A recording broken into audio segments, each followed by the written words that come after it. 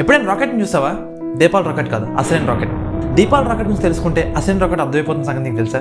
నిజమండి. దీపావళి రాకెట్ వచ్చేసరికి ఒక పుల్ల మొక్క, గన్ పౌడర్ అండ్ ఒక తాడు ఉంటుంది.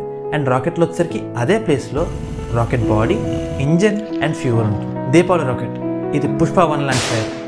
చిన్న స్పార్క్ పెట్టి ఇగ్నైట్ చేస్తే పౌడర్ కాలి ఒక్క షాట్లో ఎగిరిపోతుంది. అదే రియల్ రాకెట్ వచ్చేసరికి wild fire.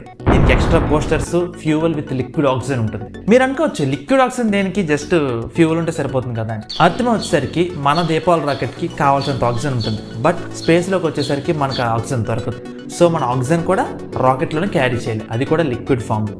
First of all చిన్న ఇగ్నిషన్ స్టార్ట్ అవుతుంది అనమాట. అప్పుడు ఫ్యూయల్ ఛాంబర్లోకి మన ఫ్యూయల్ అండ్ లిక్విడ్ ఆక్సిజన్ కలిసి బర్న్ అయ్యి నాజిల్ ద్వారా ఆ ఫైర్ వచ్చి అది అలా పైకి వెళ్ళిపోతుంది. మన దీపావళి రాకెట్ వచ్చేసరికి మనం జస్ట్ ఫన్ కోసం లాంచ్ చేస్తాం. బట్ స్పేస్కి వెళ్ళే రాకెట్స్కి ఒక పర్పస్ ఉంటుంది. అదే ఆస్ట్రోనాట్స్ అండ్ స్పేస్ ఎక్విప్మెంట్ని పంపడం. ఇది దీపావళి రాకెట్ స్పీడ్ అయితే ఇది అసలైన రాకెట్ స్పీడ్. అంటే ఇంతకంటే ఇన్ని రేట్లు ఎక్కువ స్పీడ్తో వెళ్తేనే అది ఎర్త్ అట్మాస్ఫియర్ దాటుతుంది. సో మన దీపావళి రాకెట్ యూస్ చేసి మీకు అసలైన రాకెట్ మీకు అర్థమైందా? అర్థమైతే కామెంట్ సెక్షన్లో కామెంట్ చేయండి.